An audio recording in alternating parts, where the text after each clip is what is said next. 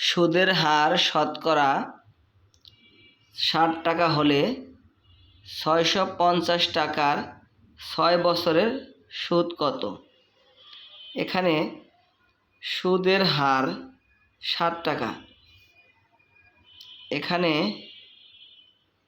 সুদের হার rate of interest আর হলো ৬০ টাকা। ৬৫০ টাকার, তাহলে মূলধন হলো এই ৬৫০ টাকা হলো মূলধন পি। ৬৫০ টাকা ৬ বছরের সুদ, ৬ বছরের, এখানে সময় এন সমান সমান হলো ৬ বছর।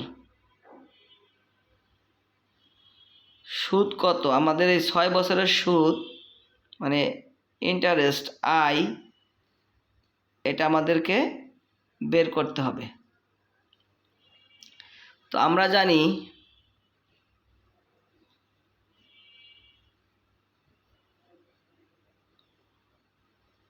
জানি একক সময়ে বা শতকরা সুদের হারের ক্ষেত্রে আই সমান সমান পি এন আর ভাগ ১০০। তাহলে এখানে পি মূলধন ৬৫০, সময় এন হলো ৬ বছর, আর সুদের হার হলো আপনার ৬০ টাকা ভাগ ১০০।